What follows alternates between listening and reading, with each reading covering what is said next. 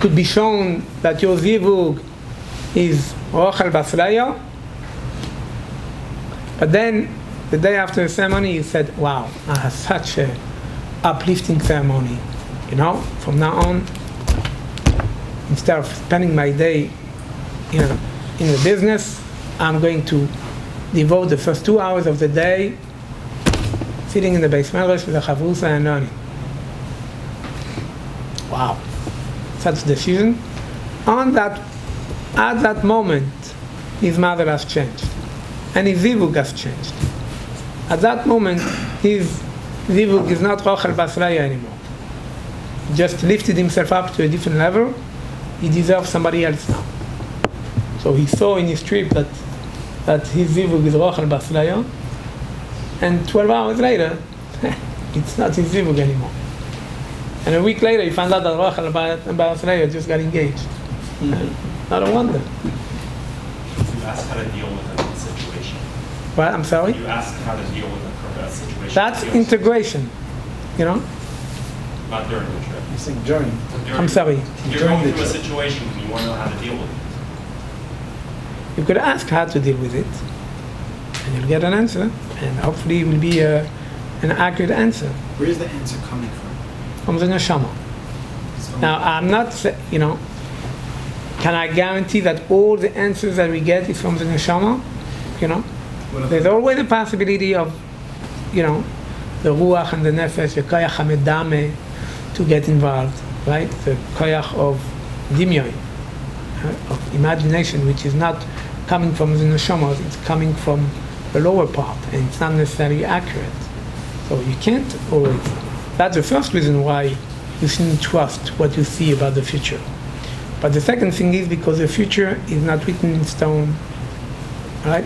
אפילו חרב חד או מנחס על צערו של האדם, על ימנע האדם מהרחמים, because Baruch Hu could tear up a decree at any point, at any time. And that's one of the reasons why it is not permitted to try to figure out what's going to happen.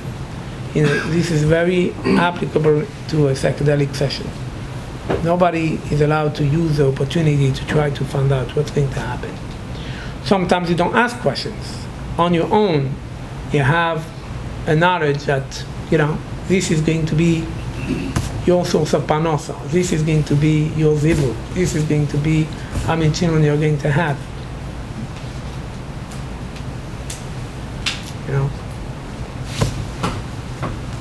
I know someone.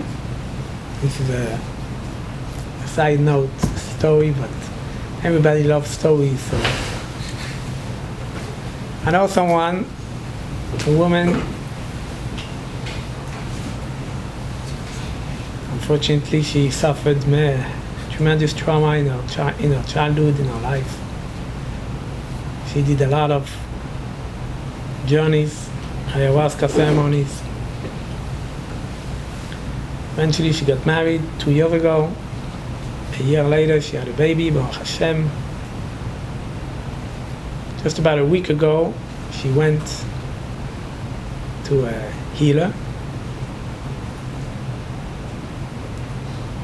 Her healer is very talented. During the healing session, the healer said, I feel I'm getting the message that you were supposed to suffer from infertility. But because of all the sorrows that you went through, Hashem decided to take that away and to give you a child right away. So she's told the practitioner, he said, wow, this is unbelievable. Because in one of my ayahuasca ceremonies, I had the vision that I would suffer from infertility. That there was a xera, that I would suffer for infertility for many years before marrying to have a child. And then I got married, and within a couple of months I got pregnant and I gave birth to a healthy child. And I really didn't understand. Here in my ceremony, I saw I would be infertile for many years, and it didn't happen. But now, with what you told me, everything is coming together. Now I understand. So, anything that has to do with future, we're not allowed to ask. But even if we get messages, we have to know to take it with a grain of salt, to daven the Ribbon Shalom. Ribbon Shalom is a koyach to change the gzeira at any time. Did I cover everything? Another question is regarding Kol Isha during ayahuasca ceremony. Is it mutter? Does it matter why you are drinking ayahuasca? Meaning, is there a difference between someone who is dealing with a serious mental health problem and someone who is drinking for spiritual growth reasons?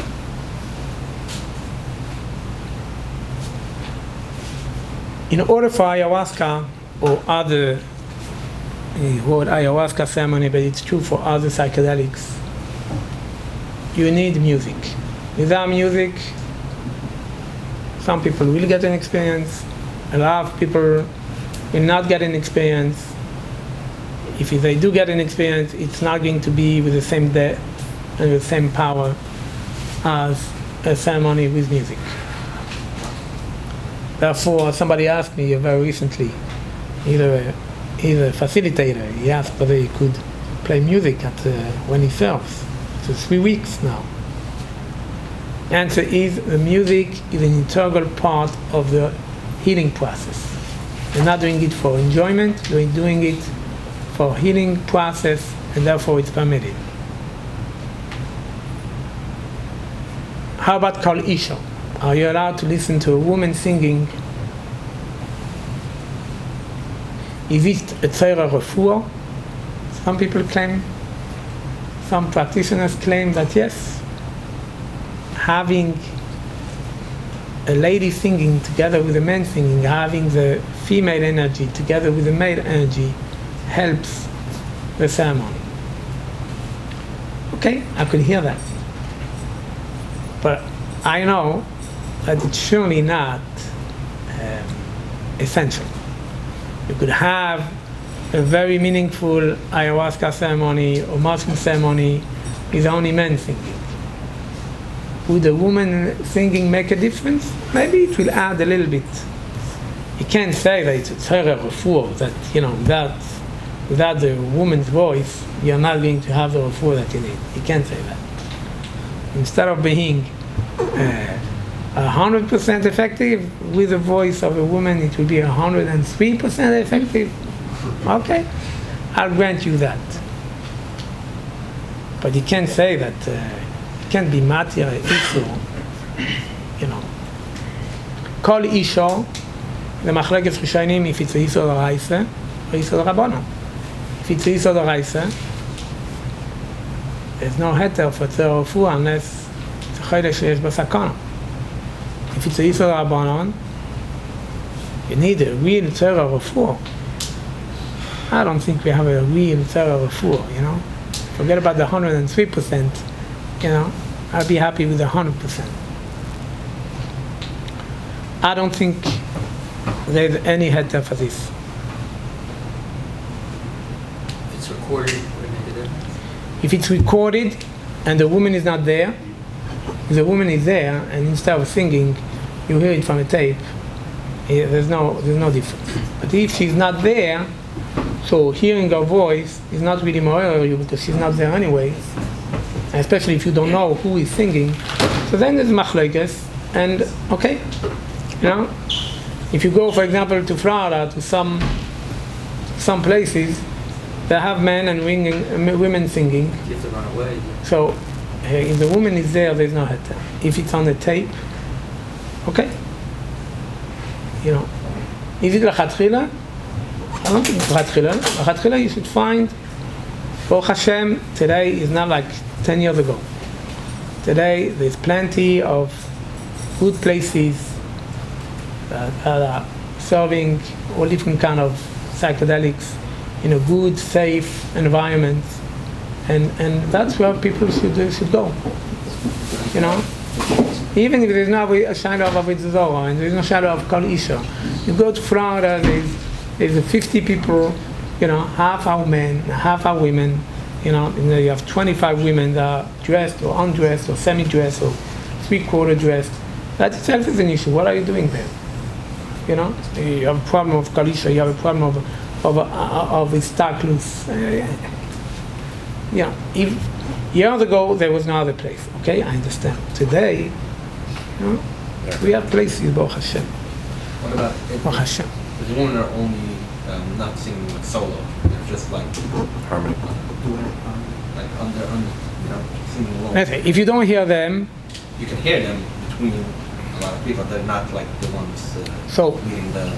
So in the Achronim, there's a big talk about Trei Kale Lo Mishtamei. When it comes to Kol Isha, could you sing together with a woman when you have a lot of people singing and their voices are drowned? The Sridei Eish wrote a tshuva to be matir. People think the Sridei Eish was matir. It's not true. The Sridei Eish was matir only b'tochat chag, and only together with many other tzirufim. It's really not simple at all, because there's a mefurash gemara in Kiddushin that this is not permitted. And there's Rishonim and Achronim that write mefurash that men and women singing together is not permitted. There's a lot to talk about this, but the bottom line is it's not permitted.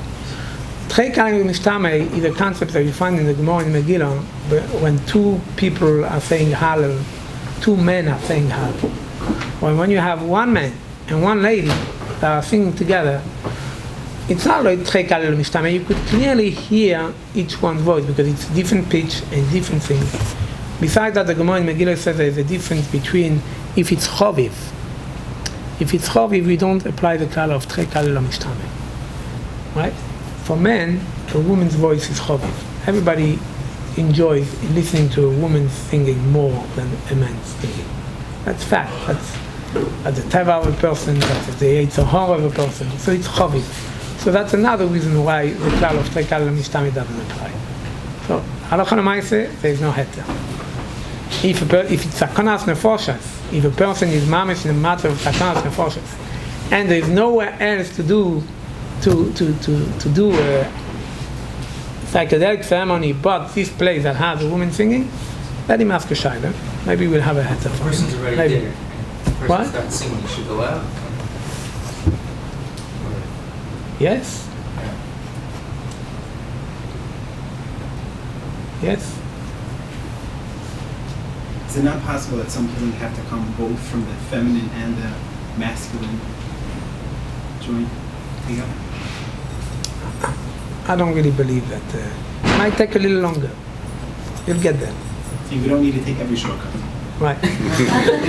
Take shortcut, as long as it doesn't involve a issue. But here you want to take a shortcut that involves an issue and say that the issue on the Torah doesn't apply because I need to take that shortcut. So take a little longer. He's not doing this for enough. He's not doing it for pleasure. It's okay. I understand. You're not doing it for no. It's still Kalisha Be'ero. Another issue I want to mention that people tend to overlook. They get so intent on psychedelic trip that they forget that there's the issue of yichud. A woman heard about a wonderful practitioner and wants to do a private session with him. It's a problem of yichud. Okay? So if it's a goy, the fact that his wife is present is not helpful. Or if it's a yid and his wife is a goy, it's not helpful either.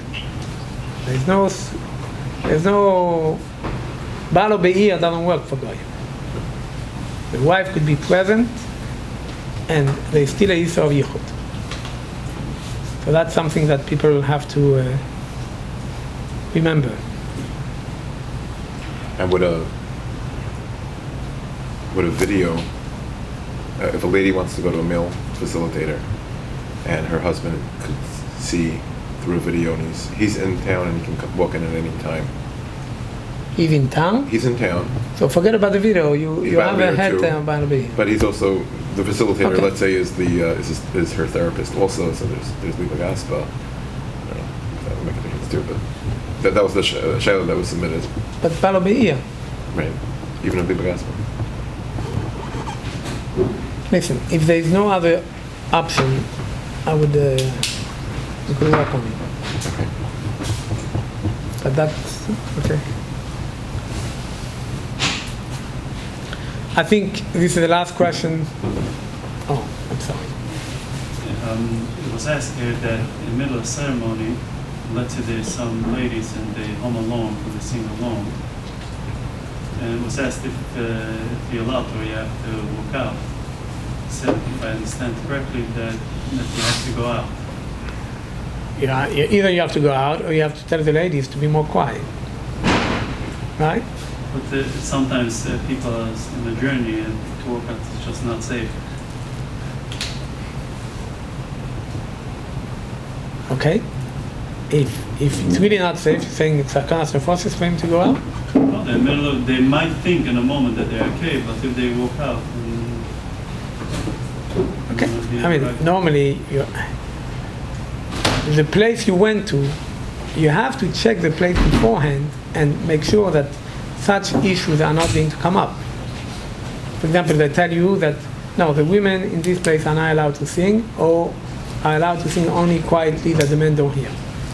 So if at some point the women are starting to sing too loud, it's part of the agreement. You tell the facilitator, please tell the ladies to be more quiet. You don't have to walk out. If it's a place where you can't make such request, maybe it's a place you shouldn't go to begin with. Could one just do Messiah Das from the lady singing and pay attention to something else? If you have no choice, yes. If you're on a train, you're in a plane, you're traveling to California, and suddenly in the back of the plane you have two lady singers that decided to make a show. You're not going to jump out of the window. So what could you do? Yeah, you have to make Messiah Das. That's the best you could do. But that's not a heta. It's not a heta. But it's the best you could do, yes. The last question. It's a question. Okay, let me finish my list. Would it be, it's the last question on my list, so afterwards, would it be okay to take psychedelics on Shabbos? That was my question. Friday night. No, we did it with guided shamans. They did whatever they did on Friday night. That was the story. I asked the rabbi, he said it was okay, but I want to hear your You ask two rabbis and you have three opinions.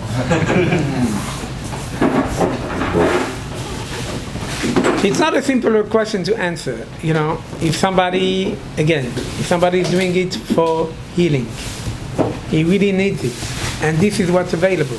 There's nothing else available. I'm not going to stop him from doing it on Shabbos. He needs it.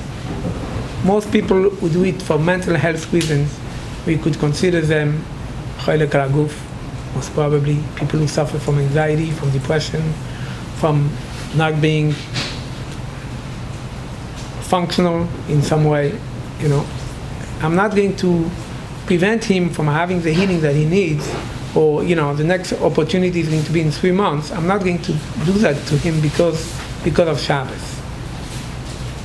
But the might say what's going to happen, what might very well happen, is all kind of memories and traumas are going to come up, and he might have a very difficult trip, right? Where's the Shabbos Menucha? Where's the Einek Shabbos? Maybe the Einek Shabbos is from the healing that he'll experience and he'll get after the ceremony. He'll be in a much better place. That's true. But during that time, he's in a very dark place. And it's not Einek Shabbos.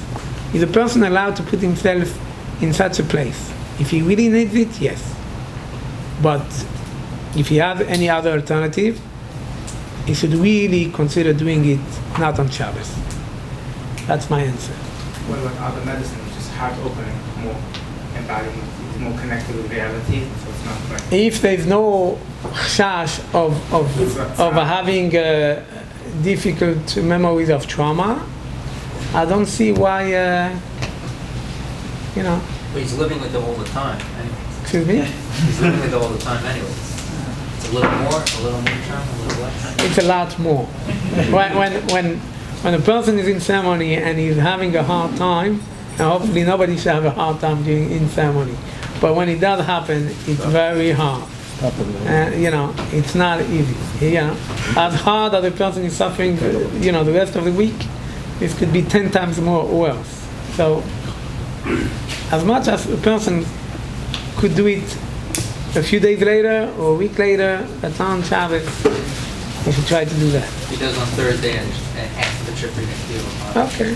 No, then sometimes a person can do it on Sunday because he might suffer. Right, so why? Okay. That's right. Okay. Does it have a din of Michael Brian because healthy people do it also? That's a good question. Do you say a bracha on psychedelics? It depends which psychedelics. Mushroom is a food, right? Whether you eat the dried mushroom as it is, it's food, or you make a tea out of it, it's food. You say bracha. Shahakam. Ayahuasca, I'm still waiting for somebody who will tell me that ayahuasca tastes good. Right? So, if it doesn't taste good, the halacha is you don't say a bracha on a medicine that doesn't taste good. So there's no bracha. Some other things you might have to say, I don't know. Yeah, one second. The psychedelics like mushrooms or ayahuasca is like a spirit that's connected to either the mushrooms are guiding the person, or ayahuasca you have Mother Aya guiding the person, talking to the person. That talking that goes on during the journey, that's the neshama. How does that connect? Yes, that's what I explained before. The healing and the teaching, the revelation, the insights that come during the ceremony, I understand that it all comes from, or most of it comes from the neshama. I can't guarantee that everything comes from there. There's always vomitating, but for the most part, it comes from the neshama. I do want to mention, one of the questions was, what type of ceremonies and language are okay in a ceremony? Especially in ayahuasca, they talk about, in the Goyim, talk about mother ayahuasca or grandmother ayahuasca, referring to the spirit of the plant. Okay. This is treif. This is not a language that should ever exist among Fumayim. Okay? It's true that every plant has its spirit. There's chazal about that.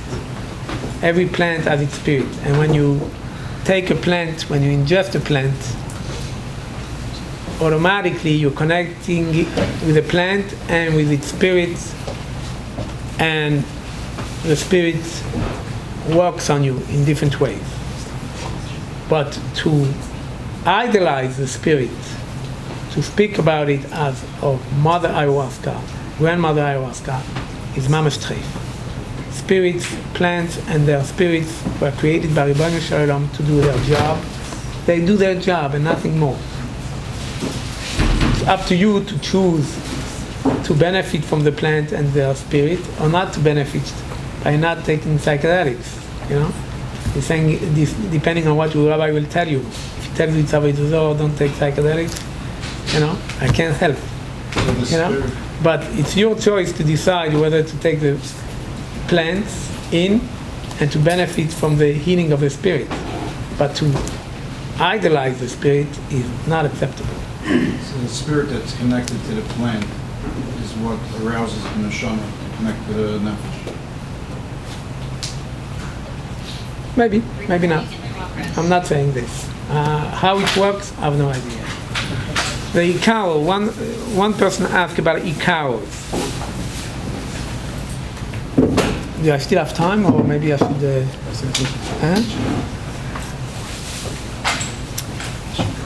Ikaros is a name for the songs that are being used during the ceremony. I'll talk about ayahuasca because that's where it's most common. There's really two ways to practice ayahuasca. There's ayahuasca that's being done in the Western world. Most people over here, they serve ayahuasca, they sing songs, whatever songs they want, whatever songs you want. You know, call it ikao if you want, call it not ikao. The music, the singing stimulates the healing. And that's what it is.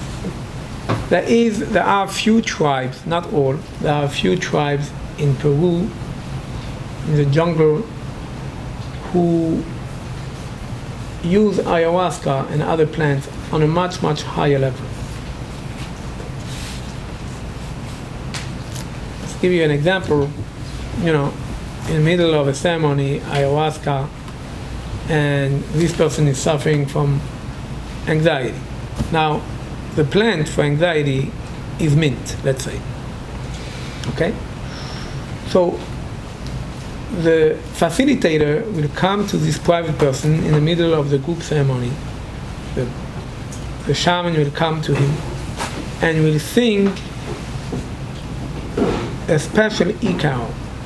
The mint ikao. Every plant has its own personality. Every plant has its own spirit. Every plant has its own ikao. Every plant has its own nigun. And when the shaman sings that ikao, the ikao of the mint, he activates the power of healing of the mint. Either he will give the person some of mint juice to drink, and at the same time sing the song of the mint, or sometimes just singing the nigun of the mint will be enough to activate the healing power of the mint and help him heal from his anxiety. That other person is suffering from depression. The shaman will come to him and will sing him the ikao of the plant that's specific for healing depression. Because the nigun of the plant activates the power of the plant. The power of the plant, the power of the spirit. And that's where I was a little concerned for a long time, for many years, you know, how does this work? Until I came to the conclusion that it's not Avodah Zarah, and it's not Kishuv, it's just powers that Hashem put into the plant. There's a beautiful piece from Rav Nachman Baraslav on the Pasuk. When Yaakov Avinu